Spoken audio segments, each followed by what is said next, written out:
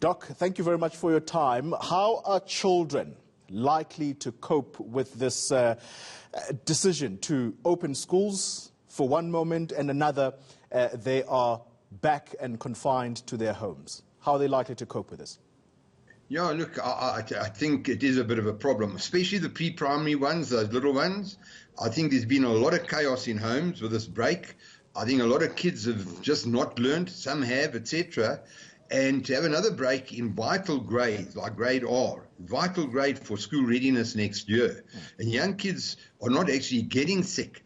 And I can understand they may be closing schools that just don't have the facilities to really protect the kids. But to have a month when in a month's time we don't even know if it's going to get any better, and the learning that's going to take place, because if the homes are chaotic or the kids are just running around, it's a huge gap in their learning, because they've got to go back to a structured situation and have a gap. And it depends on that gap. So some children that could have been school ready, I'm just using that as an example, are not going to be school ready. And if the child is just allowed to play around at home, get bored, maybe just do nothing constructive, and they're not disciplined to really sit down and work, it's another whole month of non-learning. Yeah. So that for me is a real big problem, because they've got to get back into some structure. And as I've said to you, there are just so many homes where they're screaming and shouting, no structure, and the kids are just being put in front of a TV to keep quiet. Yeah. So I just think it wasn't weighed up properly, especially with the young learners, the grade R's. For me, that is a real big problem. And you seem to echo the sentiments of the Human Rights Commission, who are saying that this decision is both regrettable and unjustifiable. And Doc, I know that you are focusing your attention now on parents or children who come from households that perhaps could be classified as middle-class communities. But I want to take us to poorer communities. And this is where the Human Rights Commission says there is major, major concern, because children there are likely to suffer acute malnutrition. There's going to be social problems they're going to get into, where they're going to suffer abuse as a result of either parents not being mindful. What is going to happen in these poorer communities? Well, I think it was happening before COVID. I think it's just been exacerbated at the moment. And something needs to be done. I mean, it's been all over the papers. These children, if we do not get them ready, those first 5 years, you know, they are so important. And if there's been neglect or any abuse, COVID or not, they're going to be a problem. COVID is exacerbating the problem. They do need to be fed. A child that is starving cannot learn. They've got a brain, but they cannot learn or concentrate. So we've got to make sure, and there's a huge number of kids, and I accept that, you know, and I can accept that they should be planning to fix up all those schools that are not, whether there's COVID or not, they're not equipped to really help these kids, help the parents especially. These children are being neglected. I agree with that. I think that it's all very well making these statements, but we've got millions of kids that could be geniuses being left to just, you know, drop out of the whole system.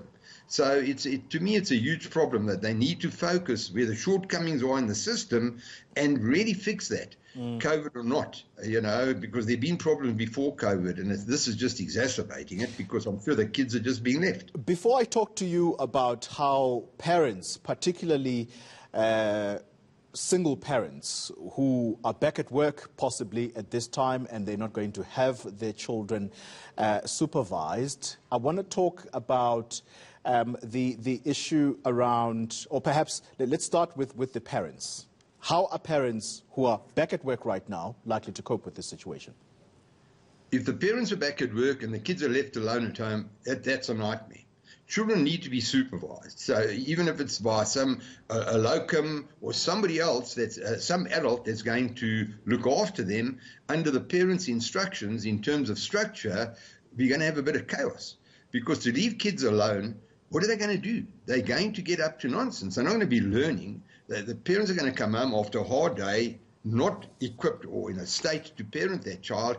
How are they going to have the patience or the know-how of what to do with a child that's just been drifting around for a whole day? Yeah. So it's really important that those parents need to be educated. To leave children alone at home, it is, we're putting them backwards. We're just sending them backwards. And some of them could easily end up repeating year after year, and we're not understanding that.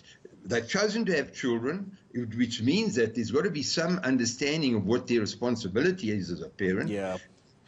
And take much more responsibility for that, but they need to be educated because they are doing their best.